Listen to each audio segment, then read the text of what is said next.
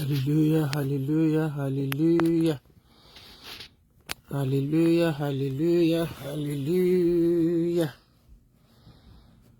Hallelujah, hallelujah, hallelujah. God bless you all as you join me. God bless you, God bless you, God bless you.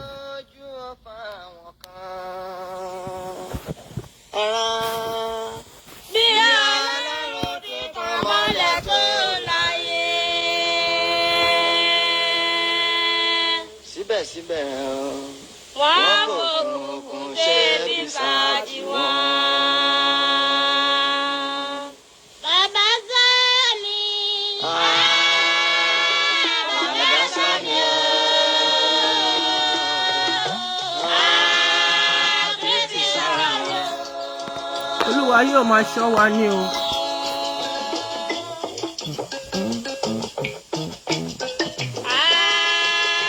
Bàbá Sani o.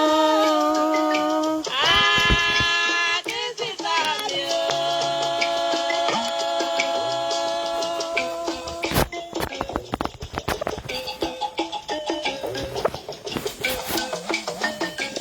Wọ́n fọ̀sán ṣènìyàn wọ́n di kìnìún lálẹ́ wọ́n fẹ́ sọ́lé ọ ládàá ọ̀rọ̀.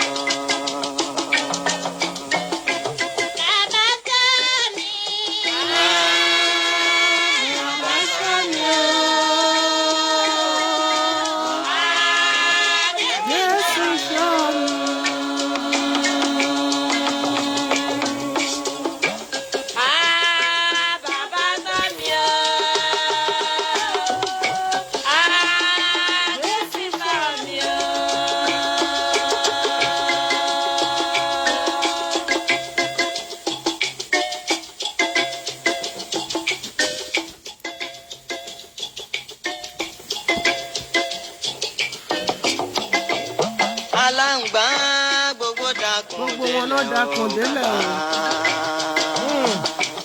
Èwo nínú rún nu wọn? Èyí tínú rún èmi kò mọ̀.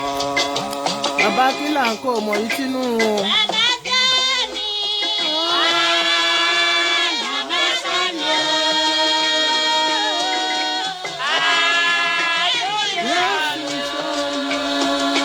Olúwa bá mi ṣàánú yín o, bàbá Kílànkó.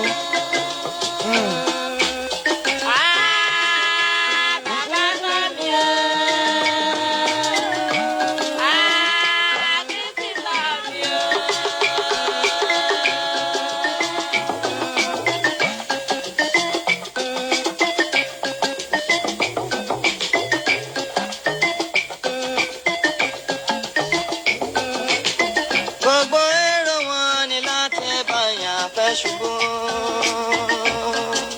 Ṣubú. Kí wọ́n lè bá aṣọ ògo kúrò lára rẹ̀. Wọ́n ní rí gbé ṣubú lórúkọ Jésù Kristi. Ayé yìí ṣòro. Kí wọ́n lè kan Ọlọ́run aláàyè. Bàbá Sani o. Bàbá Sani o. Kristi Sani o. Ọlọ́run bá bá mi ṣàánú yín o, bàbá Kílànkó.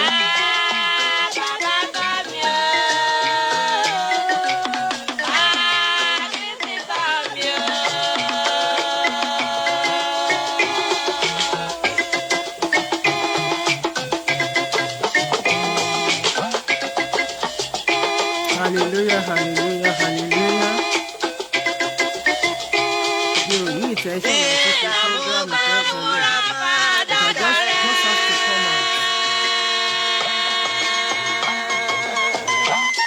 I just have to come out. It's going to be a very, very short video.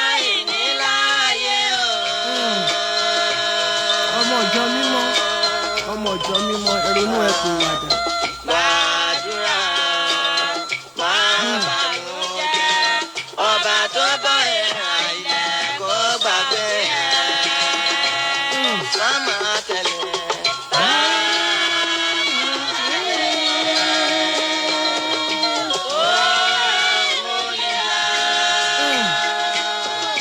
Bàbá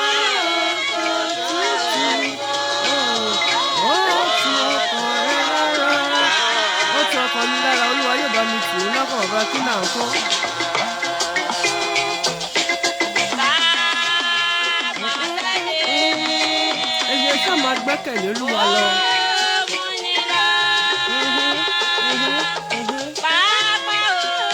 Ó mú yín lọ sí pápá oko tútù.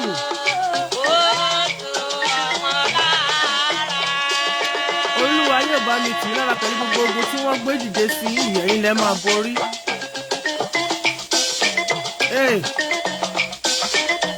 Nínú ìjọ tá a ti sọ pé àjọ ń wọ aṣọ funfun yìí náà ṣá. Bí oríjà lóní máa yọjọ́.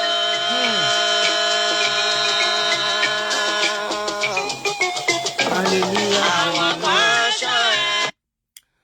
Wọ́n ṣọ̀yàn.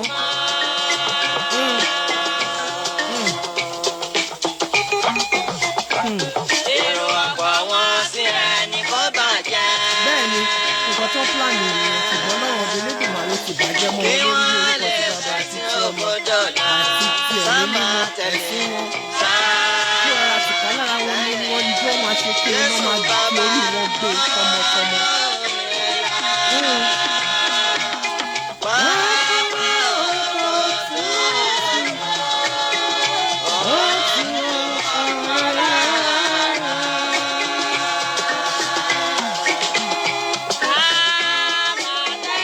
Ẹ̀jẹ̀ ká máa tẹ̀lé Olúwa lọ.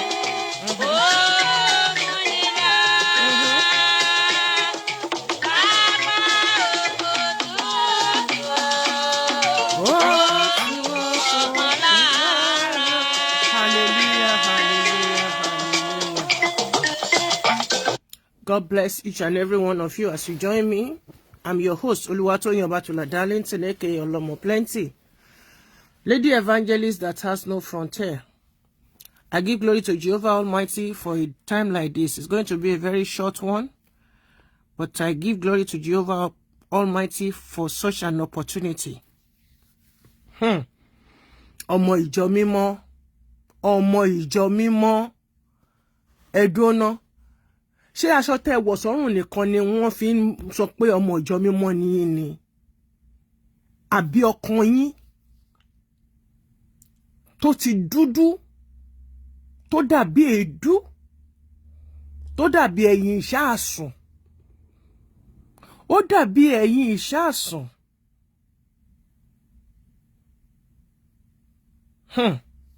Ọlọ́run gbà àkóso ilé ayé bàbá yìí o.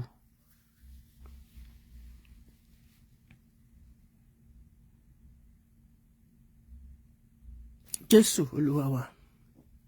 Mo ń tẹ̀síwájú nínú ohun kékeré tí mo mú wá fún wa ní ìdánilẹ́kọ̀ọ́ ni.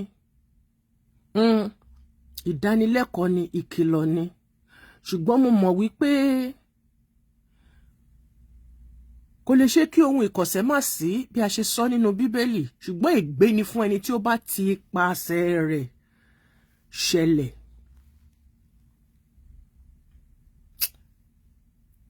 Ẹ̀yin ọmọ ìjọ mímọ́ ẹ̀ máa dá o. Ẹ̀yin wèrè tẹ́ wà nínú ìjọ mímọ́ àtàgbà àtọmọdé yín ẹ̀ máa láǹkúrí o. So èní ni wọ́n ti ń ṣe ìpèsè láyìíká. Ìpèsè tó jẹ́ pé tán bá ti gbé sọ̀kalẹ̀ báyìí jẹ́ wùrù inú ìjọ mímọ́ ló wà. Tán bá ti ṣe ìpèsè báyìí oníkálùkù máa dùn ni wìtìwìtì.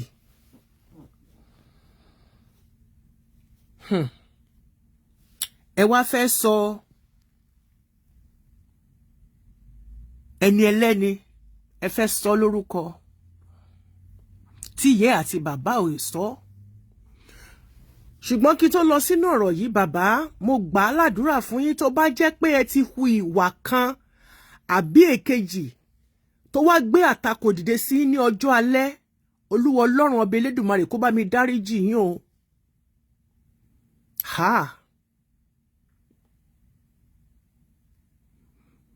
Tá bá rí ohun kankan tẹ́ ti ṣe nígbà àìmọ̀ tó wá dìde ìdájọ́ sí yín níṣẹ́jú yìí, kí Olúwa Ọlọ́run ọba Elédùmarè nínú ọlá ńlá rẹ̀, nínú àánú rẹ̀, kó bá mi ṣèdáríjì ẹ̀ṣẹ̀ fún yín. Ẹlẹ́ṣẹ̀ ń gbàdúrà fún ẹlẹ́ṣẹ̀. Olúwa dárí ẹ̀ṣẹ̀ jì èmi náà tí mò ń sọ̀rọ̀, tí mò ń tọrọ ìdáríjì ẹ̀ṣẹ̀ fún bàbá mi nínú Olúwa.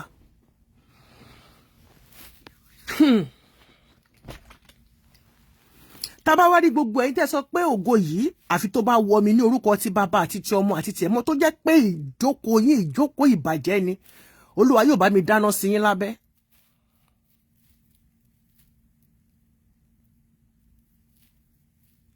Kai ọmọ Sẹ̀lẹ̀, mo gbọ́ Sẹ̀lẹ̀, ẹ̀rù bà mí. Kan tí mo ṣe jáde, I came out. I know about this thing that has been about Apata, that has been going on for over a week now, the situation there. But I just put it aside because gbogbo yín náà lè mọ̀ pé tí nǹkan ò bá tí ì débi àmì, èmi ò kì í jáde kí n wá sọ̀rọ̀.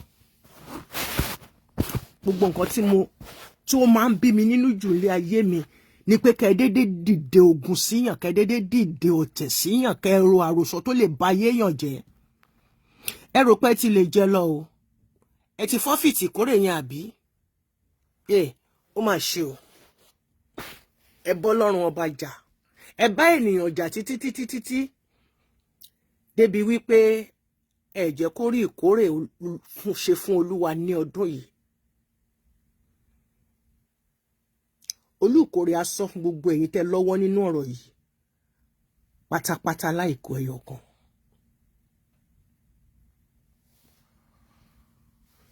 Ọmọdé ni mí tòótọ́ o, ṣùgbọ́n ọmọdé gbọ́n àgbà gbọ́n la fi dá ilẹ̀ Afẹ̀. Ilẹ̀ Ifẹ̀ ò dáyé, Ifẹ̀ ò yè níbi ojúmọ́ ti ń mú wá. Tí ò bá sí pé mo rí write up tó jáde, mi ò ní jáde, màá sì dúró. Torí mo sọ pé mi ò ní ṣe program until maybe Tuesday after tomorrow's harvest. But nígbà tí mo wá rí report yìí tó jẹ́ kí n jáde. Apparently, a delegate was sent to BÀBÁ KILANKO's parish. Ní Àpáta yìí parish, Àpáta Ìbàdàn, Ọ̀yọ́ State, by His Eminence Reverend Pastor EMF Oshofa. Wọ́n ní pé wọ́n send àwọn high power delegation to the parish. Let me read the letter as it is. Following the false information àti ẹ̀dúpẹ́ pé false information lè fi síwájú. Ibẹ̀ ẹ̀ lè bá ti rí tí máa bẹ̀rẹ̀ sí ní bí lóríṣiríṣi. Following the false information being spread that there was a cholera outbreak. Àyídọ̀ndé ọ̀rọ̀ ní ibẹ̀ yẹn. Èmi á máa sọ fún, èmi á máa tú fún yín ní kọ̀ọ̀kan torí ọmọ Yorùbá pọ́nbélé lèmi, Àwórì ní mí, akọ̀dákọ.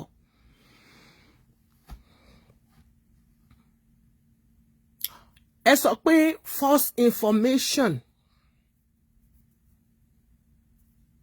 that there was an outbreak of cholera, which led to the death of 20 individuals at the Celestial Church of Christ, Àpáta Iye Parish, Àpáta Ìbàdàn, Ọ̀yọ́ State. His Eminence Reverend EMF Oshofa has sent a high-powered delegation to the parish. Ṣé ara high-powered delegation náà ni Augustine? Ṣé Augustine náà jẹ́ ara àwọn high-powered delegation láti lọ ṣe rí? Ó mà ṣe bóyá nítorí pé French side lèmi ti kàwé ni. Ṣe rí àwọn nǹkan tẹ́ máa ń kọ ẹ̀yin renowned media men and kí lè àti máa pè yín náà journalist in Nigeria. Kí ẹ máa ń kí ọ̀rọ̀ bọ́nú ara wọn. Ṣé anyway, Venerable Superior Evangelist Albert Popoola, Venerable Superior Evangelist Augustine Olumilade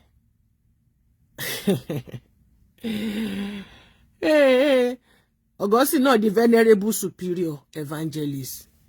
Ibi tẹ́ bá ṣe dé gbogbo alájọ máa bá. Ṣé Augustine amúfìlà pastor dání. Òun náà ti di high powered delegation láti lọ investigate ẹni tó lè bí lọ́mọ. Ẹ má ṣì mí gbọ́ o, mi sọ pé tó bá yẹ pé ó merit ẹ̀ ó lè lọ síbẹ̀ kó lọ investigate nǹkan tó ń ṣẹlẹ̀ ńbẹ̀. Pofrodoma.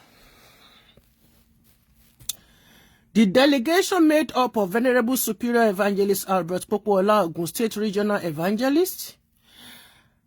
Èmi ò ní pé orúkọ Augustine yẹn, mi ní fi gbogbo iye tẹ́ fi pé yẹn mi ò ní fi pé torí pé kì í ṣe òṣìṣẹ́ Olúwa.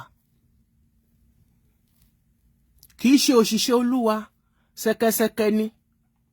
Ó dẹ̀ máa mú fìlà pastor dání. Ẹ wá pè ní personal secretary to the pastor. Ìyẹn ló mú wá tó fi jẹ́ powerful person láti lọ investigate. Nígbà tó yẹ gbogbo yẹ ti di méjì èpin ni. Augustine náà ti di venerable superior evangelist. Nbo lo evangelize dé. Ẹ jẹ́ ká máa bá lọ.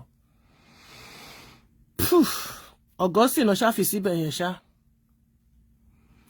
They met with the shepherd in charge of CCC Apata Iye, Venerable Superior Evangelist KILANKO, who took time to clear the air and set the record straight concerning the truth of the matter. Bàbá KILANKO lè rí wọn tí mo fi wọ́n sí òkè ní ọwọ́ àlàáfíà sí yín. Àwọn náà ló dé wà nínú poster tí mo fi sí ìsàlẹ̀ yẹn. Ẹ má bínú pé mo ṣì ń lo gbogbo àwọn kinní wọ̀nyí, you know, I'm not home.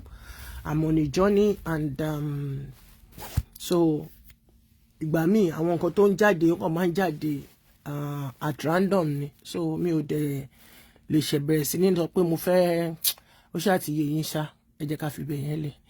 Venerable Superior Evangelist KILANKO stated that the claim that 20 people died at the parish as a result of a cholera outbreak after a feast of beans is a dark lie from the pit of hell. Mo gbé fún yín bàbá mi ń bẹ̀ yẹn gbùsà. Tí ẹ̀kan bá sọ pé òun mọ̀ sọkúsọ sọ kó rántí ẹni tó máa fún lésì ọ̀rọ̀. According to him, it is true that there was a cholera outbreak in the neighborhood where the church is located. It is also true that some members of the parish that live in the neighborhood were infected. It is, however, completely false that the cholera scourge began after the victim partook in a feast of beans in the premises of CCC Apata Iye Parish. Ẹjọ́ torí Ọlọ́run, ṣé èèyàn ń jẹ́wà kó di cholera ni? Ní ẹwà tó jẹ́ pé tó bá sọ pé màálù kan ó crazy màálù àbí ẹran kankan ní crazy goat tó bá dé orí iná gbogbo craziness orí ẹ̀ ló máa burn dànù tó bá pàdé àtàrodo àti àlùbọ́sà. Ẹ̀wà tí wọ́n sè láyìíká tí ọmọ bàbá yìí náà jẹ nínú ẹ̀, ọmọ wọn náà jẹ nínú ẹ̀. Ṣé ọmọ ìjọ mímọ́ táwọn náà fúnra wọn dẹ̀ jẹ níbẹ̀, ṣe mọ̀ pé inú fẹ́lẹ́ jura wọn lọ. Body immunity ó yàtọ̀ vary. So how can you base this cholera issue on the beans tí wọ́n jẹ láyìíká? Nǹkan tó tẹ́ sọ kọ́kọ́ sọ kọ́ lélẹ̀ ẹ̀kọ́ ń yípo padà ní. Kì í ṣe pé nítorí ẹ̀wà tí wọ́n jẹ. It is also not true that 20 members of the parish lost their lives as a result of the cholera outbreak. The 2 members of the parish affected by the cholera outbreak have received treatments at the hospital and are alive, hale, and healthy. He described the misinformation about the unfortunate outbreak as the handiwork of idlers and mischief makers.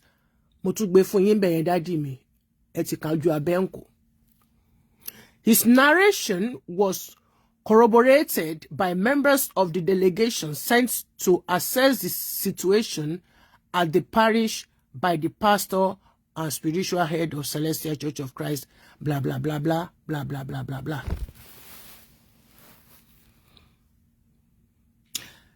Now, I'm not teaching you how to do your work, sir.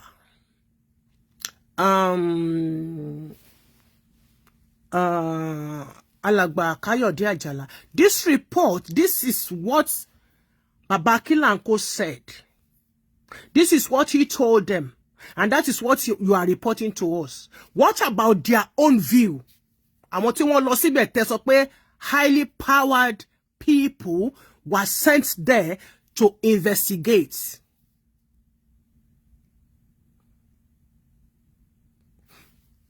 Didn't they go around? Check every corner.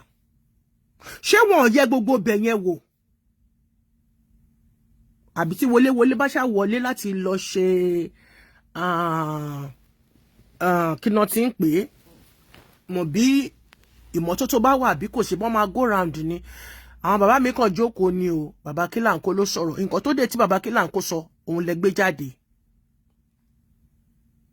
Láti fi counter pé wọ́n sọ pé 20 people ọmọ ṣẹlẹ̀.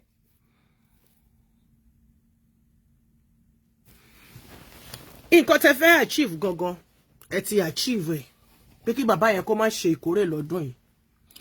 Mo wá gbà ládùúrà fún gbogbo wa. Àwọn abògo ẹni jẹ́, àwọn abá ọjọ́ ògo ẹni jẹ́, abá ọjọ́ ìtọ́ṣán ìmọ́lẹ̀ oòrùn Ọlọ́run sílé ayé ẹni tó jókòó láti bu omi pa kí Olúwa Ọlọ́run ọba Elédùmarè kó kọlù wọn, kí jí ọ̀run kó já wọn, kó gbé wọn ṣubú yakata ní orúkọ ti Bàbá àti Ọmọ àti ẹ̀tí ẹ̀mí mímọ́. Hello, my sweetheart Foluke Salami. JP, God bless you. Thank you for joining us, ma'am. You see, nǹkan tí mo hate jù ní pé kẹ́ máa dédé pa irọ́ mọ́yàn tí n bá wá sí orí life tí mo bá sọ̀rọ̀ kí n tó gbé jáde àti fún àtẹ̀dọ́ ẹ̀ ni mo ti gbé sí inú omi tí mo ti fọ̀ tí mo ti sè tó ti jiná tí mo ti rí pé kò pa òkúta iyọ̀ òde já ata ò pọ̀ jù.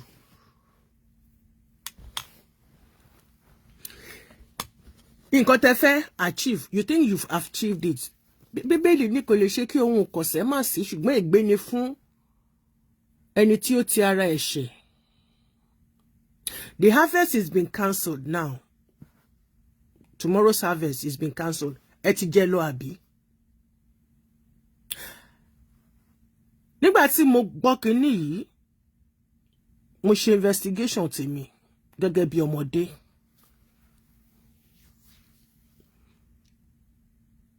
Ṣé rí gbogbo tí wọ́n sọ yẹn? Irọ́ ló bá dé. Nítòótọ́ o, Choléra wà around. Kíní yẹn, ṣé mọ̀?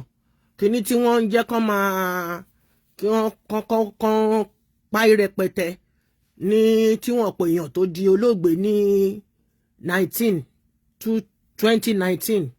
Ó wà ń ta big time. Oore ọ̀fẹ́ tá rí gbà ni wípé òòrùn ràn dáadáa lọ́dọ̀ tiwa. Ẹ wá wo nǹkan tó ń ṣẹlẹ̀ ní diaspora. Èmi gan tí mò ń sọ̀rọ̀ yìí, gbogbo body ló weak. Kíní yẹn wà ẹni kálùkù ń sìn oníkálùkù. Mo ti gba jab méjì already and that jab is very, very dangerous at the same time. Please be careful. If your health is not sound, don't take the jab. Injection ni mo ń sọ yẹn ẹ má gbà. Ẹ tọ́jú ara yín dáadáa pẹ̀lú ewé àti egbò. Gbogbo ẹ̀yin tí ẹ wá dìde tẹ́ kọjú ogun yìí sí bàbá yìí ní ọjọ́ ẹ̀yẹ kọlá bí ògo tí ń jẹ́ ti bàbá àti ti ọmọ àti ti ẹ̀mí mímọ́ lọ́jọ́ ẹ̀kọ́ ẹ̀yẹ yín wọ́n máa wá gbogbo yín tì ní àṣẹ ọ̀run ògún kò yí padà.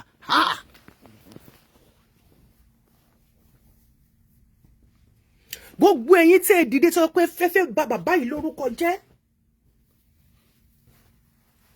Ṣóhun nìkan ni nǹkan tó wà ń di ọ̀rọ̀ yìí nìyẹn o. Olújọ mímọ́ rí ọkàn mi sí nǹkan tí mò ń sọ yìí. Àwọn màlẹ́kà mímọ́ wọ́n dẹ̀ rí. Àwọn àgbà òṣì, àgbà òfò, àgbà ránù tó wà nínú ìṣẹ̀lẹ̀ tẹ́ ẹ̀ fi fẹ́ kí kan kó lọ síwájú àfi pé kó máa rẹ̀yìn. Bóníkálùkù ṣe gba ìgbàgbọ́ ẹ̀ ọ̀tọ̀ọ̀tọ̀ ni. Bóníkálùkù ṣe mọ Jésù ẹ̀ ọ̀tọ̀ọ̀tọ̀ ni. Bóníkálùkù ṣe ń ṣiṣẹ́ Ọlọ́run ọ̀tọ̀ọ̀tọ̀ ni. Wọ́n á ní ibi tẹ́yìn sọ pé orí ọ̀fẹ́ bẹ́ẹ̀ ni bàbá oníbàbá ló ń gbàwẹ̀ ló ń gba àdúrà tó ti dúró ṣiṣẹ́ òun ni wọ́n kọ́kọ́ gbà ládùúrà lákọ̀ọ́kọ́ pé ta bá rí ẹ̀ṣẹ̀ tí wọ́n ti ṣẹ̀ tó fa àtakò yìí sí ọjọ́ tí wọ́n fẹ́ ṣe rere kí Olúwa Ọlọ́run ọba Elédùmarè kó dáríjì, ṣùgbọ́n gbogbo ẹ̀yin tí a wá lò fún iṣẹ́ burúkú yìí ní orúkọ ti bàbá àti ti ọmọ àti ẹ̀mí mọ́, alátakò àdúró ní ọwọ́ yín ọ̀tún àti ọwọ́ yín òsì bó ṣe wà nínú Psalm 109. Mo fi jogún fún yín tọmọtọmọ tilétilé tẹbí tará tọ̀rẹ́ tará àdúgbò, torí pé kíni ohun tí a fi hàn mí ó lágbára. Ohun tí a fi yé mi ó lágbára, nítòótọ́ ọmọdé ni mí o.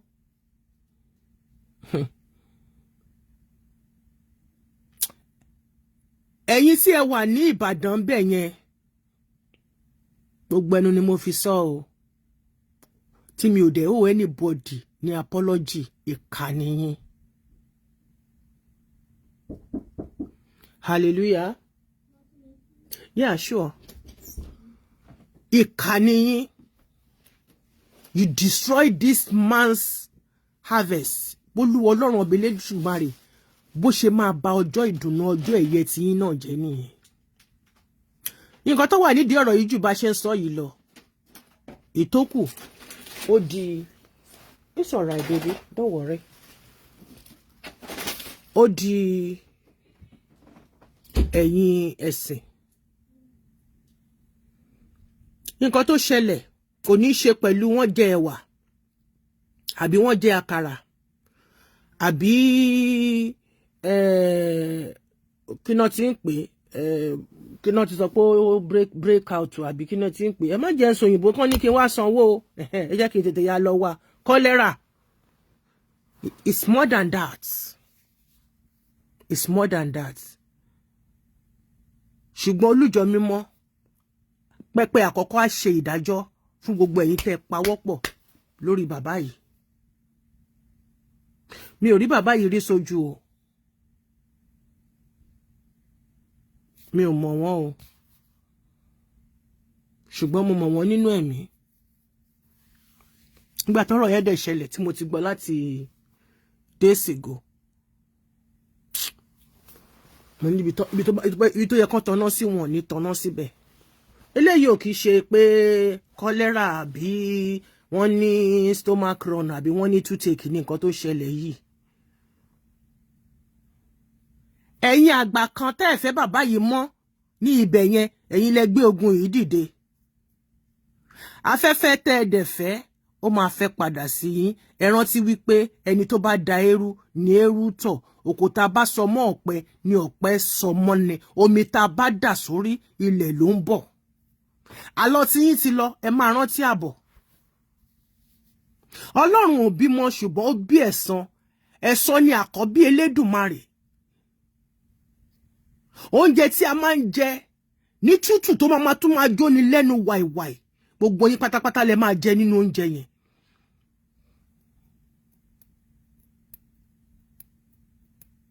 Ṣebí ẹ ti ṣe nǹkan tẹ́ fẹ́ ṣe. Ẹ máa wò ó. Ẹkún ni tẹgbére. Gbogbo yín pátápátá tẹ́ ṣiṣẹ́ yìí, tẹ́ pawọ́pọ̀, tẹ́ ṣe nǹkan kan àti nǹkan kan àti nǹkan kan mọ́ nǹkan kan tí gbogbo ẹ fi wá di nǹkan kan tó dàdé sìn yín. Ẹ lè ríre sórí àwọn ọmọ yín. Ṣùgbọ́n nítorí pé àwọn ọmọ tí kò ṣẹ̀ tí kò rò wọ́n fara gbá nínú pé wọ́n ṣe fúlọ́fúlọ́fúlọ́fúlọ́. Gbogbo àwọn ọmọ tí inú àfaragbá. Ṣé wá rí bàbá yìí tẹ́ gbógun tì yìí? Ẹ jẹ́ ká fi bẹ̀yẹn sílẹ̀. Àmọ́ báyìí tó kù sọ lẹ́yìn ilẹ̀kùn. Nǹkan tí mo kàn fẹ́ kí gbogbo wa ká mọ̀ ní wípé nǹkan tó ṣẹlẹ̀, it has nothing to do with cholera o. It's a spiritual battle. Real spiritual battle. Bàbá Kílànkó, tálẹ́bálẹ́, a máa fọmọ ayò fáyò ni. Tí tó ṣe bí òwe o, ẹ̀yin àgbàlagbà. Ọmọ Yorùbá ni mí. Èmi ò kì í báyàn sọ pé kinní kan, no, fẹ́sì kinní kẹ́ lọ lò, káfí náà ní kẹ́ lọ lò. No. Tá a bá mọ bí tí okùn tí ń bọ̀ wá, báwo la ṣe fẹ́ gé? Tẹ́ bá gé, á tún jáde síta. Á tún hù. Spiritual battle láàrin gbogbo ẹ̀yin bàbá, ẹ̀yin èèyàn burúkú tẹ́jọ wà ní Ìbàdàn bẹ̀ yẹn.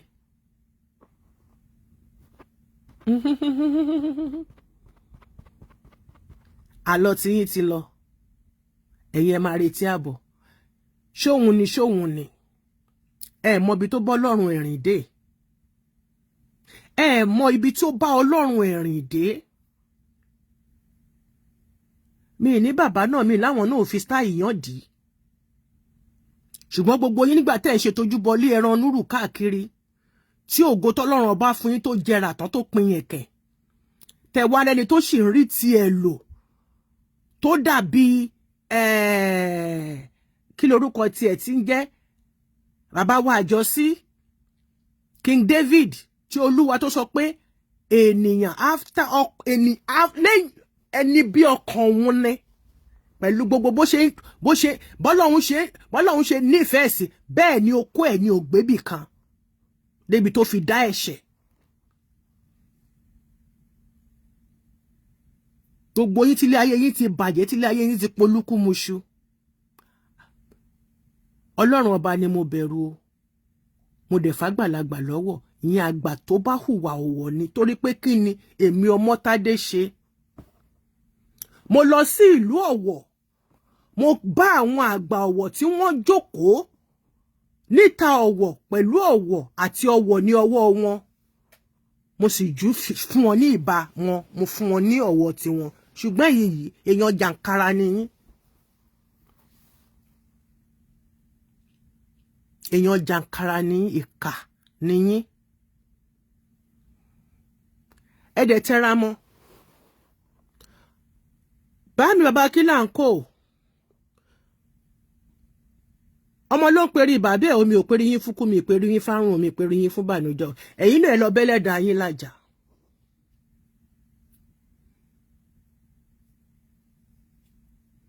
Ẹ lọ bẹ́lẹ́dà yín lájà. Ìyẹn kan àpáàtì. Ẹ kúrò láàrin àwọn wèrè yìí. Òun ni mo sọ pé tí alẹ́ bá lẹ́, a fi ọmọ ayò fáyò. Tí bẹ́ẹ̀ náà ní Paris tí yín. Ẹ lọ jókòó sí Paris yín. Kan tó sọ yín di rọlápàrọ̀ lẹ́sẹ̀. God bless each and every one of you. God bless each and every one of us. God bless gbogbo wa pátápátá. Ẹ máa rántí mi nínú àdúrà o, nítorí ogun pọ̀, ṣùgbọ́n ọwọ́ tọ́gẹ̀dẹ̀ wọ́n ń gbé, ara wọn ni wọ́n fi ń nà. Àṣẹ Ọlọ́run ni. Olúwa ní òun gbé mi dìde fún ìṣubú àti ìdìde ọ̀pọ̀ ènìyàn. Pé kí n lọ máa tú àwọn tí wọ́n dè sílẹ̀. Kí n máa lọ kéde ọjọ́ ìtúsílẹ̀ àwọn tó wà ní ìgbèkùn. Kí n dì sí máa kéde ọjọ́ àánú Olúwa. Báàmì bàbá Kílànkó, ẹ kúrò láàrin àwọn wèrè yìí. Kó tó sọ yín di tá ń wọlé.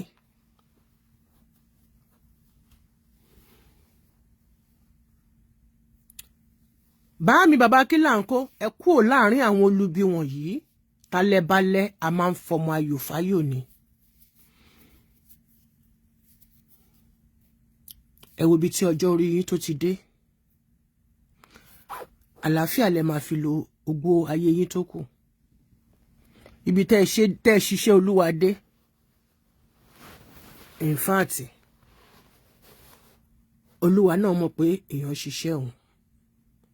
Ẹ fi wọ́n sílẹ̀. Tó bá ní àwọn ò fẹ́ gbọ́ ẹ̀kọ́, àwọn ò dẹ̀ fẹ́ ní àyà ìgbàṣe, ẹ má bá wọn sọ mọ́. Ẹ fàdúgbò wọn lẹ̀ fún wọn, kẹ́ wá máa wo nǹkan tó máa ṣẹlẹ̀ in the next 3, 4, 5 years.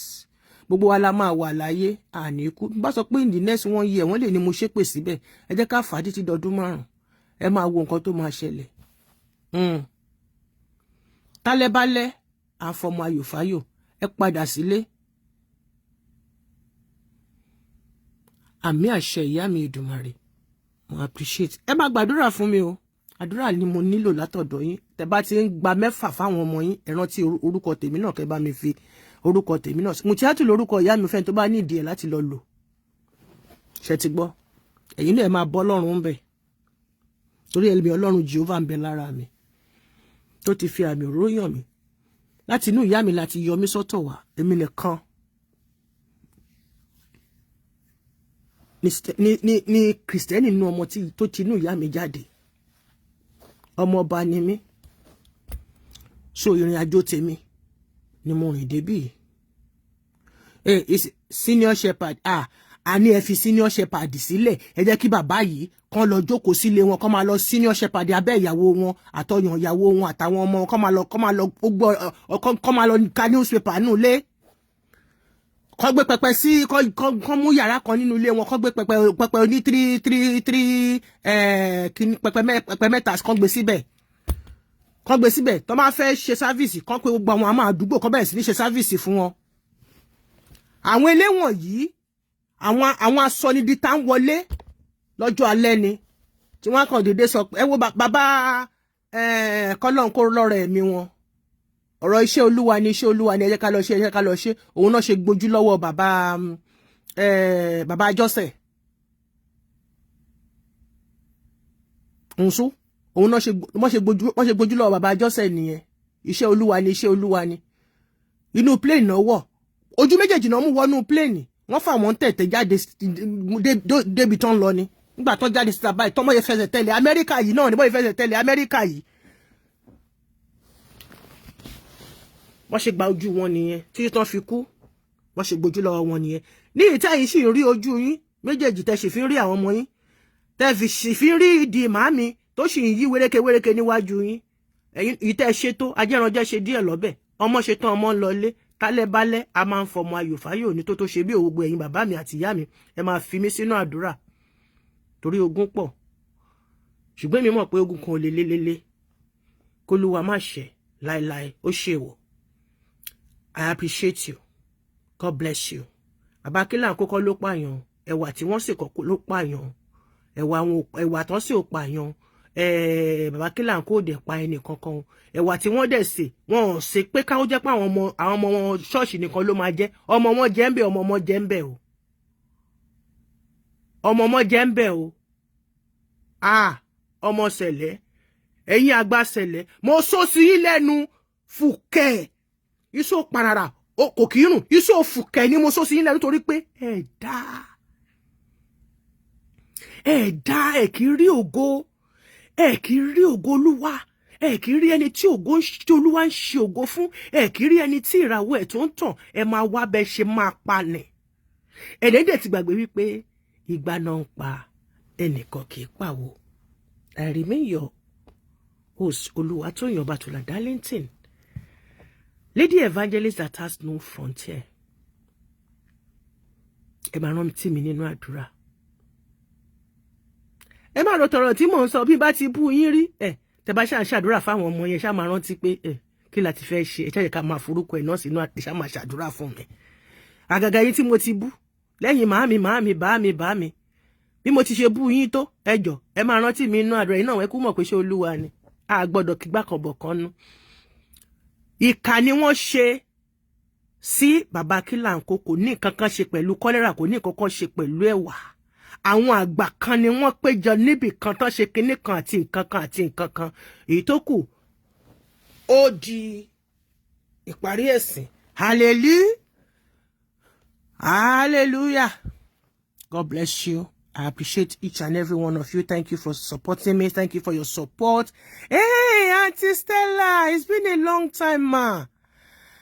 God bless you. Oluwatoyin Feyi, I appreciate you. Omosheyin Janet, God bless you. My sweetheart JP Foluke, Auntie Stella, God bless you, ma. Mi de ti e wa mi ò lo glasses. Glasses mo ti jù sísàlẹ̀ mo sure wá sí ibi bẹ́ẹ̀ pé kí n sure ṣe kíní yìí ni mo ti fẹ́ sọ pé kí n ṣe lọ́jọ́ Monday or Tuesday, but mo rí pa ti pẹ́ torí bá fi máa wọlé láti kórè lọ́la yẹn báyìí. Bí tí n bá nẹnu sí, tí mo bá gbé ẹnu yẹn náà lẹ̀ báyìí. Ayayay. God bless you. I really appreciate each and every one of you. Please remember me in your prayer. I'm saying it once again. Ẹ ṣá máa bá mi fomi ṣàdúrà. Tẹ́ bá ti ń mu mi tútù báyìí, tọ́kàn yín bá ti ń tútù, ẹ máa na àdúrà yẹn sí mi. Ní orúkọ hallelujah darling. Olúwatóyìn, orúkọ wa papọ̀. Ọmọ ṣẹ̀yìn, ọmọ rere ló máa ṣẹ̀yìn tiẹ̀ náà lórúkọ Jésù Kristi. Àti yín náà mà. Lórúkọ Jésù Kristi àbí ti yín náà Janet, yeah, man. God bless you, ma'am. God bless you, sirs. I appreciate you, my plenteous. Ire lójú owó rè o, ire kàǹkà. Ìgbà ni wọ́n pa, wọn kì í pàwó. Bẹ́ẹ̀ ni ẹnìkan ìdẹ́pọ̀ ohun mágogo lẹ́nu. Wọ́n ṣèkà ni. Òṣìkà gbàgbé ọ̀la, ó gbàgbé ọjọ́ ìkẹyìn. Rántí ẹlẹ́dàá rẹ nígbà èwe rẹ. Bless you, my sweetheart. Olúwatóyìn mi. Àjọ ń ṣe àníẹ̀mù ni. Àwọn ọmọ tá a dẹ̀ máa ń jẹ tó yẹn. A máa ń nice o. Mi ò wá mọ̀ bóyá ọkùnrin tìyín ni bóyá obìnrin ni. Because we are very nice to him. Ara mi hùwà rere. I dey play. Madam, we are nice now. Rárá madam, rántí ọ̀la o. God bless you. God bless you. God bless you. Ẹni tó ní kí a má ṣe àjọ̀dún fún Ọlọ́run, ó ti bà yí ara ẹ̀ jẹ́ ni. Ọlọ́run ọba ti ṣe gbogbo oore tó yẹ kí ẹ̀yin kẹ́ ẹ rí gbà pẹ̀lú gbogbo ìwà burúkú tẹ́ ẹ ṣe. Ǹjẹ́ mọ̀ pé Ọlọ́run ti gbé fún bàbá yìí tọmọtọmọ. You will not know pé bẹ́ẹ̀ ṣe ń ṣe ibi síyàn tó ibi tẹ́ ẹ ṣe yẹn Ọlọ́run á wá sọ di ire, á wá ṣe ní ire àjẹdálẹ̀. Nígbà tí alẹ́ tí yín bá wá ṣú pé kẹ́ bẹ̀rẹ̀ sí ní ìjẹrè ẹ̀ wá máa jẹyà mọ́pọ̀mọ́pọ̀mọ́ ètè. Èmi àti gbogbo plenteous mi àní jìyàlẹ̀. Dádì mi ta bá rí nǹkan kan tẹ́yìn náà ti ṣe sí ẹnìkan tó dùn wọnú egungun tó ṣomi ẹni tó súnmọ́ yín ni o, àbẹ́ni tí ò súnmọ́ yín ni o, àwọn ọmọ yín ni o, àwọn ìyàwó yín ni o, àwọn ọ̀rẹ́ ni o, ẹ bẹ̀rẹ̀ dá yín lájà so that pàṣán Ọlọ́run á lè ké lára gbogbo àwọn tó ṣiṣẹ́ bí. God bless you, sir. Thank you. Akẹ́yìndé gbẹ̀gbọ́n. God bless you. Ẹ bá mi tún bẹ̀ yẹn ṣe bàbá mi. Ẹ fi rọrùn lọ́jọ́ alẹ́ yín o. Ẹ fi rọrùn. Gbẹ̀dẹ̀gbẹ̀dẹ̀ ló máa ń rọ kókò lágbàlá. Ẹ má jẹ́ kí n lọ sílé. Torí bá ní kí n máa fi Yorùbá, kí n máa fi ṣàdúrà sí wọn ní mò ń pọ̀fọ̀. Àwọn tí kò yé. God bless you. Ẹ jọ̀ọ́ gbogbo yín, ẹ máa bá mi fi omi ba ọwọ́ yín láàárọ̀ kùtùkùtù. Mo ti sọ fún yín, mo ti sọ fún wa, ẹ ti gbàgbé. Ẹ gbọ́dọ̀ máa ní abọ́ àwòsóbí. Ẹ mọ̀ nǹkan tó ń pè láwòsóbí, àwọn porcelain là ń pè, àbí báwo lẹ ṣe ń porcelain là wá ń pè ládùúgbò tiwa lọ́ọ̀ mi mọ́ bẹ́ẹ̀ ṣe ń pè. Ṣé mo àwọn àwo white ọlọ́mọ rí yẹn, ẹ bá mi jẹ́ kó máa wà lẹ́gbẹ̀ẹ́ ibùsùn yín. Kẹ́ máa bomi tútù sí òun lẹ́kọ́ máa fọwọ́ kàn láàárọ̀. Ṣùgbọ́n tẹ́ bá ṣe fínfín ẹ má fọwọ́ kàn. Tẹ́ bá ṣe fínfín ẹ má fọwọ́ kàn omi yẹn o. Tẹ́ bá tẹ́tí sílẹ̀ omi yẹn ẹ máa gbọ́.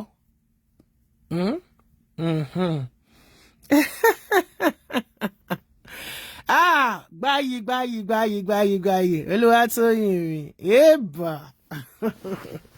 God bless you. I love you all with the love of Christ. Ẹni lókè ìdànrè. Yẹn náà dà. Ẹ bá kó gbogbo ẹ̀ sínú chọ́ọ̀chì wa, ẹ jọ̀ọ́. Gbogbo ẹ̀ la nídìí nínú chọ́ọ̀chì wa. Ìdànrè straight. Bá mi. Alẹ́ ti lẹ́ fọmọ ayòfáyò. Ẹ lọ sinmi. Ẹni dúpẹ́ túláàsì, ẹni dúpẹ́ tipátipá.